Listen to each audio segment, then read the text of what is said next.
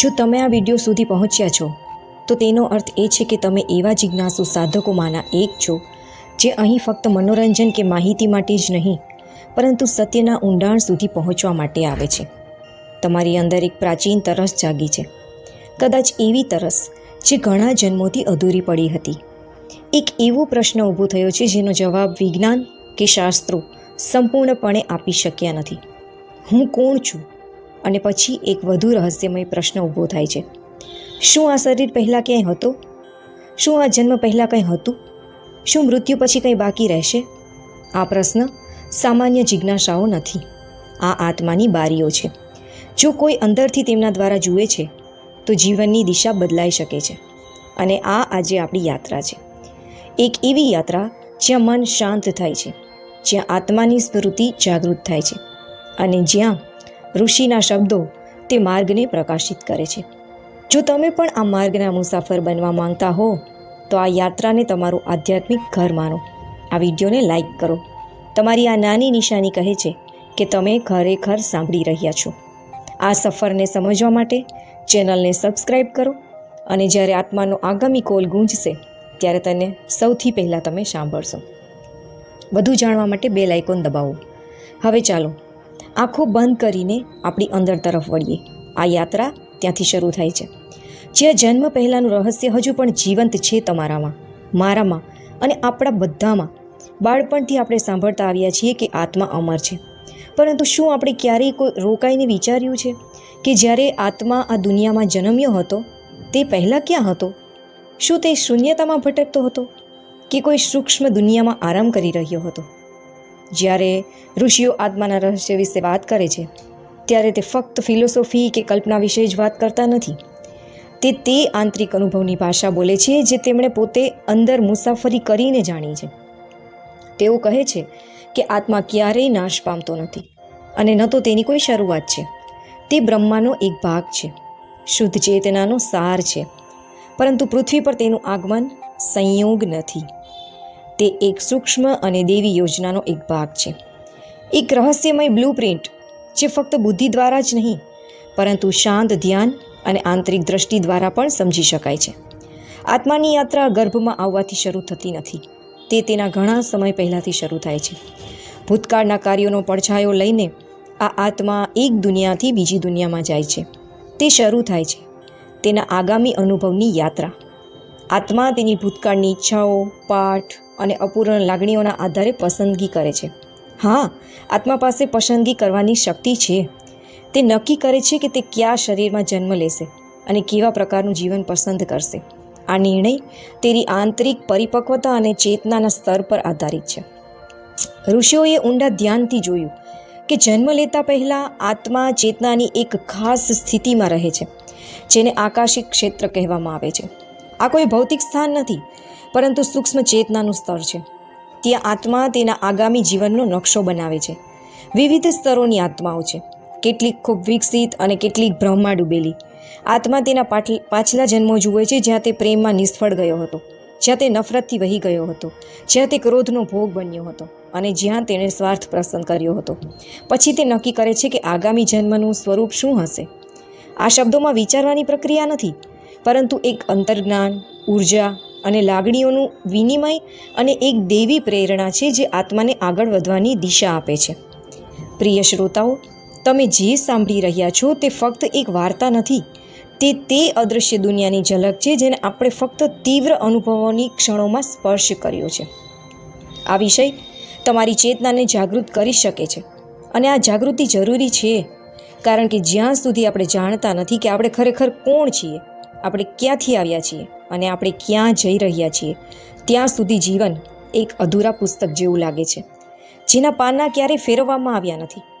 હું તમને આ શ્રેણીના અંત સુધી અમારી સાથે રહેવા વિનંતી કરું છું કારણ કે દરેક ભાગમાં તમને તમારા અસ્તિત્વના એવા પાસાઓ જાણવા મળશે જે અત્યાર સુધી વિસ્મૃતિના ધુમ્મસમાં છુપાયેલા હતા.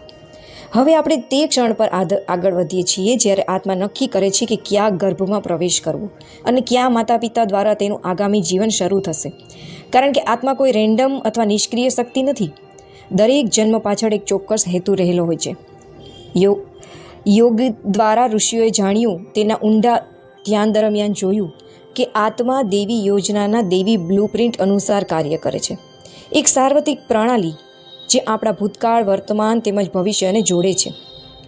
જ્યારે આત્મા ગર્ભ પસંદ કરે છે ત્યારે તે ફક્ત શરીર પસંદ કરતું નથી, તે પર્યાવરણ, સંસ્કૃતિ અને કર્મોના પ્રવાહને પસંદ કરે છે જે માતા પિતા દ્વારા જોડાયેલા હશે. આ નિર્ણય ખૂબ જ ઊંડા સ્તરે લેવામાં આવે છે, જ્યાં અધૂરા કર્મો, અવિસ્મરણીય પાઠ અથવા ભૂતકાળના જન્મોના અધૂરા સંબંધો તેમની પરિપૂર્ણતાની રાહ જોઈ રહ્યા છે. આત્મા આગામી જન્મ પસંદ કરે છે જેથી તે જે અધૂરું રહી ગયું છે તે પૂર્ણ કરી શકે. તે આત્માઓ તરફ ખેંચાય છે જેમની પાસેથી તે આવ્યું છે. તેના હજુ પણ કર્મ જોડાણો છે. આ આત્માઓ પછીથી તેના માતા પિતા, ભાઈ બહેન અથવા જીવનસાથી બની શકે છે. અહીં એક ઊંડું સત્ય છુપાયેલું છે. આત્મા ફક્ત પ્રેમથી જ આકર્ષાય છે એવું નથી, પણ ક્યારેક અધૂરા દ્વેષના બંધનો પણ તેને એ જ જગ્યાએ પાછા ખેંચી લે છે. ઋષિમુનિઓ સમજાવે છે કે આત્મા વારંવાર પાછો ફરે છે જ્યાં સુધી દરેક ભાવનાત્મક બંધન, ભલે પછી તે પ્રેમનું હોય કે નફરતનું, સંપૂર્ણપણે મુક્ત ન થઈ જાય. એટલા માટે એ પણ શક્ય છે કે આપણે એવા ઘરોમાં જન્મ લઈએ જ્યાં આપણા પાછલા જન્મોના દુશ્મનો હવે આપણા સગા બની ગયા હોય. પરંતુ આ બધું ઉચ્ચ ચેતનાને તે સ્તરે નક્કી થાય છે જ્યાં ફક્ત પ્રેમ જ નહીં પણ દ્વેષ પણ આધ્યાત્મિક પ્રગતિ દ્વારા ધીમે ધીમે પ્રેમમાં ફેરવાઈ શકે છે. જ્યારે આત્મા ગર્ભ પસંદ કરે છે ત્યારે તે સૂક્ષ્મ ઉર્જાના રૂપમાં માતાની ચેતનામાં પ્રવેશવાનું શરૂ કરે છે.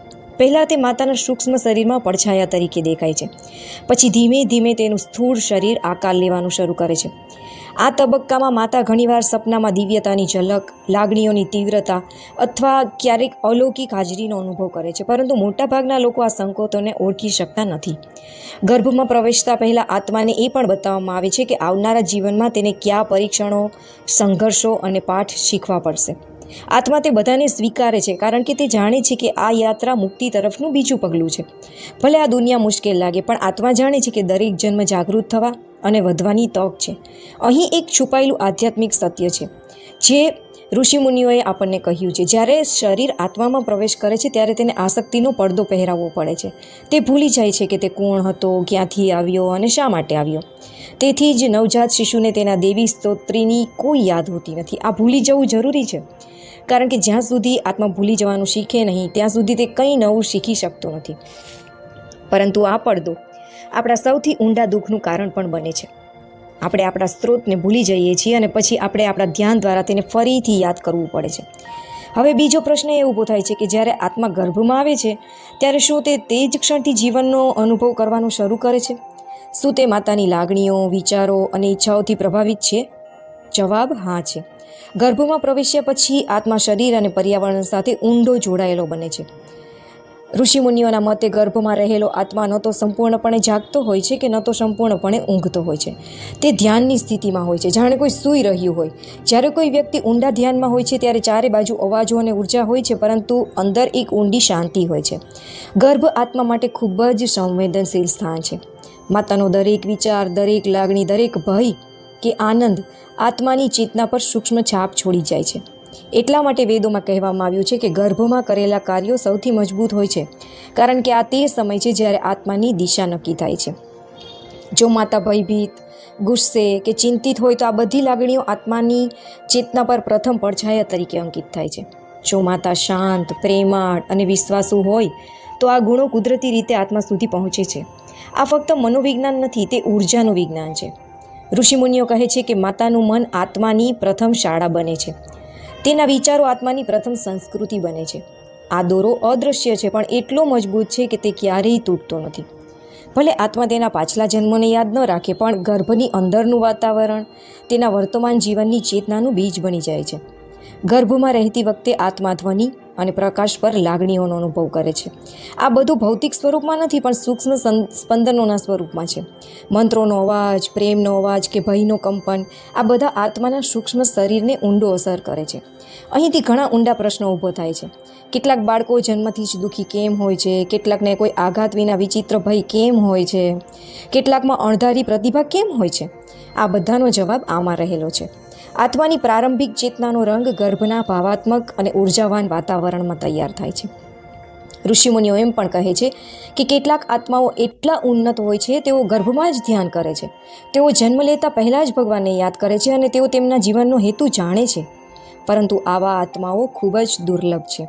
મોટાભાગના આત્માઓ ગર્ભની આસપાસ ઉર્જાથી ઝાંખા પડી જાય છે અને તેમના માટે ગર્ભાવસ્થા પર સ્ટેશન પર આગામી ટ્રેનની રાહ જોતા મુસાફરની જેમ રાહ જોવાનો સમયગાળો બની જાય છે. પછી જન્મનો ક્ષણ આવે છે. આ સમયે આત્મા ધીમે ધીમે શરીરમાં સંપૂર્ણ રીતે પ્રવેશ કરે છે. આ તે પવિત્ર ક્ષણ છે જ્યારે શરીર અને આત્મા એક થઈ જાય છે અને પછી જન્મનો વિસ્ફોટ થાય છે. આ માત્ર એક ભૌતિક પ્રક્રિયા નથી, પણ આધ્યાત્મિક વિસ્ફોટ છે. જે આત્મા માતાની અંદર છુપાયેલો હતો, અંધકારમાં શાંત તેનો પહેલો શ્વાસ લે છે. પરંતુ આ શ્વાસ માત્ર હવા નથી, તે આત્માનો પૃથ્વી સાથેનો પહેલો વાર્તાલાપ છે. અને જ્યારે નવજાત બાળક રડે છે ત્યારે તે એવી દુનિયામાં તેના અસ્તિત્વની જાહેરાત કરે છે જે તેના માટે સંપૂર્ણપણે અજાણ છે. ઋષિમુનિઓ આ પહેલાં રુદનને ફક્ત પીડાની પ્રતિક્રિયા માનતા નથી. તે કહે છે કે તે આત્માને ભૂલી જવાની નિશાની છે. બાળક રડે છે કારણ કે આત્મા ઓળખે છે કે તે ફરી એકવાર માયાની દુનિયામાં આવી ગયો છે. એક એવી દુનિયા જ્યાં તેને ફરીથી યાદ રાખવું પડશે કે તે કોણ છે. જે કોઈ એક છે તેણે પોતાના સાચા સ્વભાવને ફરીથી શોધવો પડશે. જન્મ સાથે આત્માની શરીર લેવાની યાત્રા પૂર્ણ થાય છે. આ પહેલો સંસ્કાર છે. જેમ પ્રાચીન ઋષિઓ કહેતા હતા, આત્માના મન પર એક છાપ અંકિત થાય છે. આ ક્ષણ આત્માનો પહેલો અનુભવ છે. ત્વચાનો સ્પર્શ, અવાજની તીવ્રતા, પ્રકાશનો પ્રહાર, આ બધું આત્માને હચમચાવે છે કારણ કે અત્યાર સુધી તે સૂક્ષ્મ જગતમાં હતો, જ્યાં ભૂખ નહોતી, પીડા નહોતી, બંધન નહોતું. હવે તે શરીરમાં બંધાયેલો છે અને આ માયાનો ખેલ છે જે અસત્યને સત્ય તરીકે રજૂ કરે છે. અહીં એક મજબૂત સત્ય છુપાયેલું છે. જન્મ પછી પણ બાળકના પાછલા જન્મોની ઉર્જા તેની અંદર રહે છે. તેની આંખોમાં, તેના સ્મિતમાં, તેના મૌનમાં કંઈક છે જે આ જીવન પહેલાંનું છે. ઋષિમુનિઓ કહે છે કે જો યોગી નવજાત બાળકને ધ્યાનની દ્રષ્ટિથી જુએ છે તો તે આત્માની જૂની યાત્રાની ઝલક મેળવી શકે છે. પરંતુ સામાન્ય લોકો માટે તે ફક્ત એક નિર્દોષ બાળક છે. જન્મ થવાની સાથે જ દુનિયા આત્માને તેના માળખામાં બાંધવાનું શરૂ કરે છે. નામ આપવામાં આવે છે, ધર્મ સોંપવામાં આવે છે, ભાષા શીખવવામાં આવે છે, સંબંધો વ્યાખ્યાયિત કરવામાં આવે છે. આ બધું જરૂરી છે, પરંતુ આ પ્રક્રિયામાં આત્મા ધીમે ધીમે તેનું સાચું સ્વરૂપ ભૂલી જવાનું શરૂ કરે છે. જે ક્ષણે તેને કહેવામાં આવે છે કે તમે આ છો, તે જ ક્ષણે તે ભૂલી જાય છે કે તે શું હતું. આત્માની યાત્રા બાહ્ય રીતે જીવન, બાળપણ, કિશોરાવસ્થા અને યુવાનીના તબક્કાઓમાંથી પસાર થાય છે. પરંતુ સાથે સાથે એક અદૃશ્ય આંતરિક યાત્રા પણ ચાલુ રહે છે, જે આત્માને તેના સત્ય તરફ પાછા ફરવાના માર્ગ પર લઈ જાય છે. આ જીવન ન તો સજા છે કે ન તો અકસ્માત. તે યાદ રાખવાની, જાગવાની અને પાછા ફરવાની તક છે. પરંતુ આ સમજણ ધીમે ધીમે આવે છે. મોટાભાગના લોકો પોતાનું આખું જીવન પોતાના નામ, શરીર અને ઓળખને પોતાનું માનીને જીવે છે અને આ ભ્રમમાં આત્માની બાહ્ય યાત્રા શરૂ થાય છે. પરંતુ અંદર એક આધ્યાત્મિક શોધ પણ ચાલી રહી છે. હવે પ્રશ્ન એ ઊભો થાય છે કે શું આત્માને તેના જીવન પર એવા સંકેતો મળે છે જે તેને તેના સાચા સ્વરૂપની યાદ અપાવે છે? તો હા, તે વારંવાર આવા સંકેતો મેળવે છે, પરંતુ તે એટલા સૂક્ષ્મ છે કે મોટાભાગના લોકો તેને ઓળખી શકતા નથી. તે સપનામાં આવે છે, તેઓ સંગીતના અવાજમાં ગૂંજતા રહે છે, ક્યારેક કોઈ અજાણ્યો ચહેરો જોઈને વ્યક્તિ ઓળખાણનો એક વિચિત્ર અનુભવ કરે છે, જાણે કોઈ ભૂલી ગયેલી ભાષા ફરીથી એક શબ્દમાં સંભળાય છે. આત્મા ચોંકી જાય છે કે તે ક્યાંથી આવ્યો છે, પરંતુ મન તરત જ કહે છે કે આ ફક્ત એક ભ્રમ છે. ઋષિમુનિ આપણને યાદ અપાવે છે કે આત્મા ક્યારેય અજ્ઞાનમાં સંપૂર્ણપણે ખોવાઈ જતો નથી. તે કોઈ આવરણમાં ઢંકાયેલો હોઈ શકે છે, પરંતુ તેના ઊંડાણમાં ક્યાંક તે જાણે છે કે તે વ્યક્તિનો આત્મા છે. તેનું મૂળ ક્યાંક બીજે છે. તેથી જ જીવનમાં બધું બરાબર ચાલી રહ્યું હોય ત્યારે પણ અંદર એક વિચિત્ર બેચેની રહે છે, એક અપૂર્ણતા જેને આપણે સમજી શકતા નથી, પરંતુ તે દર વખતે પોતાને અનુભવે છે. આ અપૂર્ણતા વાસ્તવમાં આત્માની સ્મૃતિ છે. તે સત્યની સ્મૃતિ છે જે દરેક સમયે જાણતો હતો. જીવનના અનુભવો, ભલે પછી તે સુખ હોય કે દુઃખ, ક્યારેક આત્મા માટે ફક્ત ઘટનાઓ નથી હોતા. તે દરવાજા છે જેના દ્વારા આત્મા પોતાને જાણવાનો પ્રયાસ કરે છે. જ્યારે ઊંડું દુઃખ હૃદયને હચમચાવે છે ત્યારે અંદરથી એક અવાજ આવે છે કે તમે આનાથી ઘણા મોટા છો. અને જ્યારે પ્રેમ હૃદયને સ્પર્શે છે ત્યારે આત્માને તેના મૂળ સ્વરૂપની ઝલક મળે છે. પરંતુ પછી તે ઝલક ખોવાઈ જાય છે. પછી આત્મા ભૂલી જાય છે. પરંતુ આ ભૂલી જવું કાયમી નથી. બીજ વાવેલું હોય છે અને સ્મૃતિ પાછી આવશે. આત્માને મળતા સંકેતોમાં સૌથી શક્તિશાળી સંકેત આકર્ષણ છે. આત્મા ક્યારેક કોઈ ચોક્કસ સ્થાન તરફ, ક્યારેક કોઈ વ્યક્તિ તરફ, ક્યારેક ધ્યાન, સંગીત અથવા પ્રકૃતિની સુંદરતા તરફ ખેંચાય છે. અને તે જાણતું નથી કે શા માટે, પરંતુ અંદર ક્યાંક એક પ્રાચીન સ્મૃતિ જાગવા લાગે છે. તે જ સ્મૃતિ જે જન્મ પહેલાં અસ્તિત્વમાં હતી અને જન્મ પછી પણ જીવંત રહી. ક્યારેક આત્મા કોઈ ચોક્કસ વ્યક્તિને મળે છે અને તરત જ અનુભવે છે કે આ સંબંધ જૂનો છે. તે માત્ર ભાવનાત્મક નથી, તે એક આધ્યાત્મિક સ્મૃતિ છે. પરંતુ આ સ્મૃતિ મનમાં રહેતી નથી, તે આત્મામાં હોય છે. અને જ્યારે આ સ્મૃતિ ઉશ્કેરાય છે ત્યારે એક નવો માર્ગ જન્મે છે. પરંતુ સમાજ, શિક્ષણ અને સંસ્કૃતિ વારંવાર આત્માને ગેરમાર્ગે દોરે છે. આપણને શીખવવામાં આવે છે કે આત્મા ફક્ત દુનિયાનો એક ભાગ નથી. એવું માનવામાં આવે છે કે જે દેખાય છે તે સત્ય છે, પરંતુ આત્મા હંમેશા અદૃશ્ય અને સૂક્ષ્મ તરફ આકર્ષાય છે. આ યાત્રાને ખૂબ જ પડકારજનક બનાવે છે. અને છતાં આ એકમાત્ર યાત્રા છે જે આત્માને તેના મૂળ સુધી લઈ જાય છે. જ્યારે આત્મા આ સંકેતોને ઓળખવાનું શરૂ કરે છે ત્યારે તે તેની આંતરિક બેચેની સાંભળવાનું શરૂ કરે છે. જ્યારે તે સામાન્ય અનુભવોમાં અસાધારણ અર્થ જોવાનું શરૂ કરે છે ત્યારે જાગૃતિ શરૂ થાય છે. પરંતુ આ જાગૃતિ એવી વસ્તુ નથી જે એક ક્ષણમાં થાય છે. તે વારંવાર થાય છે. તે થોભે છે, પાછો આવે છે અને ફરીથી પાછો આવે છે. તે આત્મા અને અહંકાર વચ્ચે, સ્મરણ અને વિસ્મૃતિ વચ્ચેનો આંતરિક સંઘર્ષ છે. અને અંતે એક સમય એવો આવે છે જ્યારે આત્મા તેનો માર્ગ સ્પષ્ટ રીતે જોવાનું શરૂ કરે છે. તેને ખ્યાલ આવે છે કે આ જીવન એક અનંત શાસ્ત્રનું એક પ્રકરણ છે જે લાંબા સમયથી ચાલી રહ્યું છે.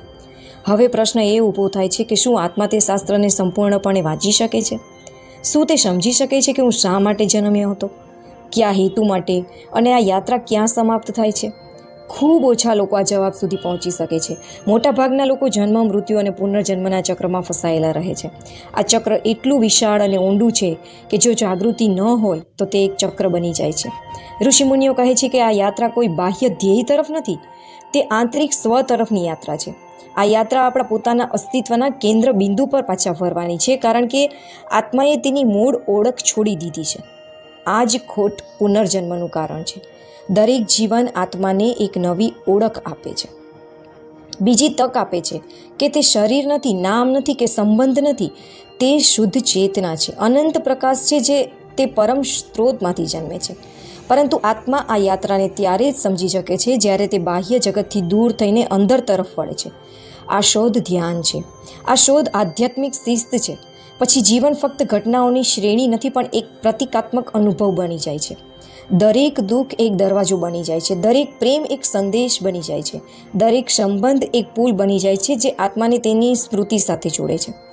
જે લોકો ધ્યાનમાં ઊંડા ઉતરી ગયા છે અને જન્મ પહેલાંની યાત્રાને યાદ કરી કહે છે, તેઓ કહે છે કે આ માર્ગ કંઈ પણ પ્રાપ્ત કરવા માટે નથી, પરંતુ માયાને કારણે મૂકવામાં આવેલા ભૂલી જવાના પડદાને દૂર કરવા માટે છે.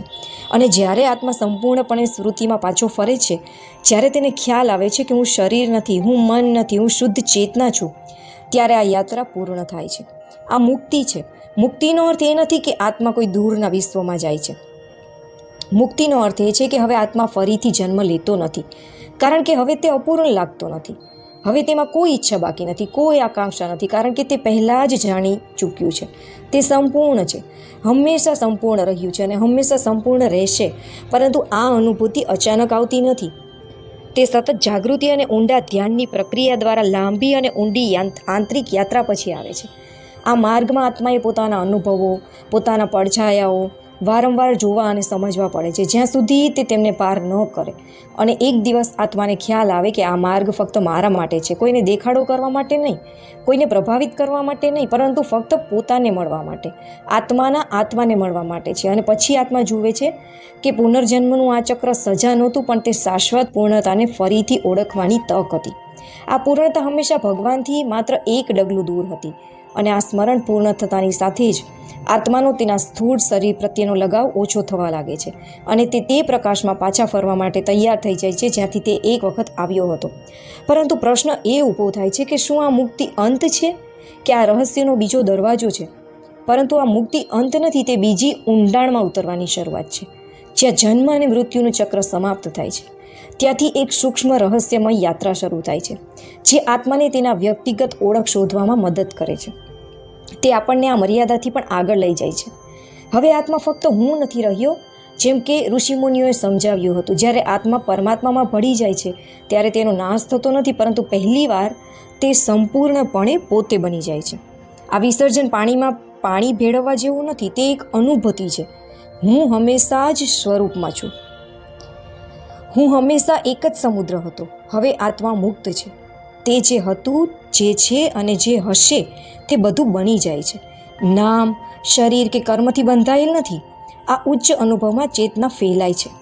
હવે બ્રહ્મની ચેતનામાં કોઈ ઈચ્છા બાકી નથી, કોઈ પ્રશ્ન ઊભો થતો નથી. ફક્ત એક ઊંડી મૌન રહે છે અને આ મૌન શૂન્ય નથી. આ મૌનમાં હજારો જવાબો સમાયેલા છે. હવે આત્મા કોઈ સ્વરૂપ વિના રહે છે. તે ફક્ત શુદ્ધ પ્રકાશ, સંપૂર્ણ પ્રેમ અને પવિત્ર હાજરી બની જાય છે.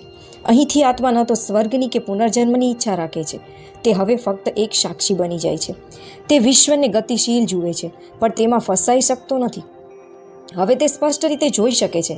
જેને તે એક સમય મૃત્યુ કહેતો હતો તે માત્ર એક ભ્રમ હતો, અને જેને તે જન્મ માનતો હતો તે માત્ર એક પરિવર્તન હતું. હવે તે સમય, અવકાશ અને જીવનનો અનુભવ કરે છે. આ બધું તેની પોતાની ચેતનાના વિસ્તરણ હતા, પરંતુ આ સ્થિતિ સરળતાથી પ્રાપ્ત થતી નથી. જો આત્મા માયામાં ફસાઈ ન હોય તો તે પહેલાંથી જ મુક્ત હોય. એટલા માટે ઋષિમુનિઓ વારંવાર કહે છે કે આત્માને ક્યાંય જવાની જરૂર નથી, તેણે ફક્ત જાગવાની જરૂર છે. તે પહેલાંથી જ તેના સાચા સ્વરૂપમાં છે. તે ફક્ત ઊંઘી રહ્યું છે. જાગૃતિ એ તેનું એકમાત્ર લક્ષ્ય છે. અને જ્યારે આ જાગૃતિ આવે છે ત્યારે આત્માને બીજો એક ઊંડો અનુભવ થાય છે કે બીજું કોઈ નથી. બધું એક ચેતના છે, એક પ્રેમ છે, એક ભગવાન છે, સ્ત્રોત છે, અને આ જ અંતિમ રહસ્ય છે. કોઈ અંતિમ મુકામ નથી, ફક્ત અનંત ઊંડાણ છે. હવે આત્મા શોધતો નથી, હવે તે ફક્ત સંપૂર્ણ જાગૃત છે. હવે આત્માની દરેક ગતિ, દરેક તરંગ સમગ્ર સૃષ્ટિને સ્પર્શે છે. તે નામ વિનાનું છે, પરંતુ તેમાંથી બધા નામ ઉદ્ભવે છે. હવે હું કોણ છું તે પ્રશ્ન ઉદ્ભવતો નથી. હવે ફક્ત જવાબ રહે છે, અને પછી આત્મા એક મૌનમાં ડૂબી જાય છે. એક મૌન જે બધું જ કહે છે, પણ શબ્દોમાં કંઈ નથી. હવે આત્મા પાછો આવતો નથી, તે પુનર્જન્મ લેતો નથી. હવે પોતે એક માર્ગ બની જાય છે જેના દ્વારા અન્ય આત્માઓ જાગૃત થાય છે. પરંતુ શું આ અનુભવ ફક્ત થોડા મહાન આત્માઓ માટે છે, કે આ દિવ્યતા દરેકમાં રહેલી છે? આ દિવ્યતા ફક્ત થોડા પસંદ કરેલા આત્માઓ સુધી મર્યાદિત નથી. દરેક આત્મા, ભલે તે ગમે તેટલો સામાન્ય લાગે, તે જ સ્ત્રોત છે જેમાંથી બુદ્ધ, કૃષ્ણ, રામ અને ઋષિમુનિઓ પ્રગટ થયા. એકમાત્ર તફાવત જાગૃતિનો છે. બીજ છે બધામાં સમાન. ઋષિમુનિઓએ સત્યને સમર્પિત કર્યું છે કે દરેક આત્મામાં એક જ દિવ્ય પ્રકાશ રહેલો છે જે સમગ્ર બ્રહ્માંડને ધારણ કરે છે. કોઈ આત્મા નાનો નથી, કોઈ આત્મા મોટો નથી. કોઈ જાગૃત છે, કોઈ હજુ પણ ઊંઘી રહ્યા છે. જેમ સૂર્ય બધા પર સમાન રીતે ચમકે છે, તફાવત એ છે કે કઈ બારી ખુલ્લી છે અને કઈ બંધ છે. પ્રકાશમાં કોઈ તફાવત નથી. તફાવત ફક્ત ખુલ્લાપણામાં છે. માનવ જન્મ માત્ર સંયોગ નથી, તે અંદર વળવાનું આમંત્રણ છે, અંદર ફેરવવાનું આમંત્રણ છે. આત્માને મળવું અને જન્મ પહેલાં પણ અસ્તિત્વમાં રહેલા શાશ્વત સત્યને ઓળખવું મૃત્યુ પછી પણ હતું અને રહેશે. પણ આ ઓળખાણ ત્યાં સુધી અશક્ય છે જ્યાં સુધી આત્મા ફક્ત બાહ્ય પદાર્થો વિશે કલ્પના શોધતો રહે છે. જ્યારે આત્મા અંદર તરફ મૌનમાં, સ્થિરતામાં, વિચારોની પેલે પાડ વળે છે, ત્યારે જ તેને એક ઝલક મળે છે, અને પછી તેને મારામાં કંઈક અમર લાગે છે. તે અપરિવર્તનશીલ અને કાલાતીત છે. તે એ જ તત્વ છે જેને વેદાંત અહમ બ્રહ્મવાદ કહે છે. હું બ્રહ્મ છું. પણ આ ફક્ત એક દર્શન નથી, તે આત્માનું પોતાનું જીવન છે. અનુભવ પણ અચાનક આવતો નથી, તે ધ્યાનમાંથી જન્મે છે. આત્માએ પહેલાં પોતાના સ્વને સમજવાનું શીખવું જોઈએ. અજ્ઞાનના અંધકારમાં બળીને પોતાની આસક્તિની રાખમાંથી પસાર થવું પડે છે. આસક્તિની દિવાલો તોડી નાખવી પડશે અને ભ્રમના સ્તરો દૂર કરવા પડશે. તેને નીચે ઉતારવું પડે છે, ત્યારે જ અંદરનો પ્રકાશ ફૂટે છે. એ પ્રકાશ, એ પ્રેમ જે બુદ્ધ દ્વારા ચમકતો હતો, એ જ દેવી શક્તિ જે રામમાં વહેતી હતી. ઋષિની આંખોએ આપણને બતાવ્યું છે કે દરેક આત્મા એક મંદિર છે અને દરેક હૃદય એક મંદિર છે.